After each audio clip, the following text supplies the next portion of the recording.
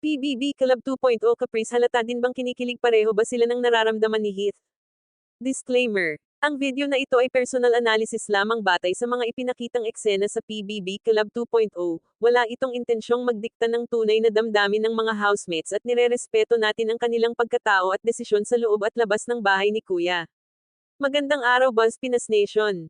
Sa episode na ito ng PBB Club 2.0, isang tanong ang paulit-ulit na bumabalik sa isip ng maraming manunood, halata din bang kinikilig si Caprice at pareho ba sila ng nararamdaman ni Heath para sa isa't isa? Kasi kung tutusin, sanay na tayo sa mga eksenang kapag kinikilig ang isang babae, lantad agad, may tili, may ngiti, may kilig overload, pero kay Caprice, iba, tahimik, maingat, kontrolado, at doon nagsisimula ang curiosity ng mga tao. Kung ibang girl housemate raw ang nasa sitwasyon na yon, baka matagal nang nagkikisay sa kilig, pero si Caprice, nananatiling composed, at dito pumapasok ang tinatawag ng marami bilang the mere daughter energy, yung tipo ng babae na ramdam mo ang emosyon, pero hindi niya basta ipinapakita, hindi dahil wala, kundi dahil marunong siyang magtago. Ang tanong ngayon, totoo bang hindi siya kinikilig o masyado lang siyang maingat? Kung babalikan natin ang mga eksena nila ni Heath, mapapansin na si Heath ang mas expressive, kita sa kilos, sa mukha, sa pagiging speechless minsan, parang batang nahuhuli ang sarili na may gusto, pero hindi marunong magkunwari, very natural, very raw, very innocent. Kay Caprice naman, mas subtle, yung tipo ng kilig na hindi sumisigaw, pero ramdam, yung mga sandaling biglang tumatahimik, yung mga sagot na diretso pero hindi nag-e-extend, yung pag-iwas ng tingin na parang walang ibig sabihin, pero sa totoo lang, maraming ibig sabihin. At dito pumapasok ang psychology ng mga introvert at ng mga taong hindi sanay mag-show ng emotion sa harap ng maraming tao, hindi lahat ng kinikilig ay maingay, hindi lahat ng may nararamdaman ay lantad. Maraming viewers ang nakarelate kay Caprice, lalo na yung mga dumaan sa high school life na ganito rin, yung tipong ayaw mo ipahalata kahit kilig na kilig ka na, mas pinipili mong magmukhang deadma kaysa mahuli, hindi dahil saplada ka, kundi dahil natatakot ka sa vulnerability.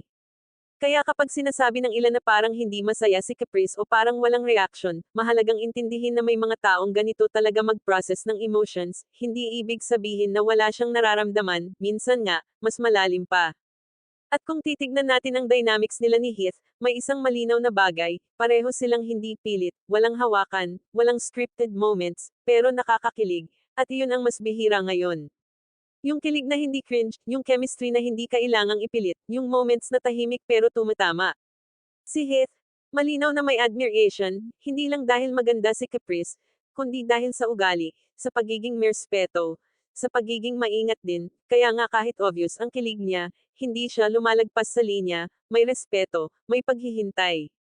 Si Caprice naman, kahit halatang nag-iingat, may mga slip-ups, yung biglang tawa, yung micro-expressions, yung mga sandaling nahuhuli siya na parang hindi na niya namamalayan ang paligid, at doon pumapasok ang sinasabi ng marami na oo, kinikilig din siya, pero tahimik lang.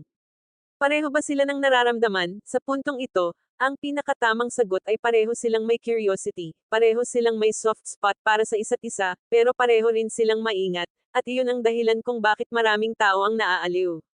Hindi ito yung typical na love team na mabilis, ito yung dahan-dahan, yung parang bumabalik ka sa teenage years, yung kilig na simple, yung tipong kahit 30s, 40s, o 50s ka na, mapapangiti ka pa rin. At marahil, iyon ang pinakamagandang bahagi ng Caprice at Heath dynamic, hindi ito tungkol sa label, hindi ito tungkol sa ship wars, hindi ito tungkol sa pressure, kundi tungkol sa isang genuine connection na hinahayaan lang nilang umusbong sa tamang oras. Sa loob ng bahay ni Kuya, mahalaga pa rin ang respeto, sa sarili, sa isa't isa, at sa mga hangganan, at sa ngayon, iyon ang malinaw na ginagawa nila. Kaya sa tanong kung halata bang kinikilig si Caprice, ang sagot ay oo, kung marunong kang tumingin sa pagitan ng mga kilos, kung marunong kang makaramdam sa mga hindi sinasabi, at kung pareho ba sila ng nararamdaman ni Heath, masasabi nating pareho silang nasa parehong pahina ng pagiging maingat, inosente, at totoo. At minsan, sapat na iyon. Hindi kailangang madaliin, hindi kailangang pangalanan agad, dahil sa isang mundo na sanay sa instant, ang ganitong klaseng connection ang mas nagiging espesyal. At ikaw, Buzz Pinas Nation, anong basa mo sa kanilang dalawa?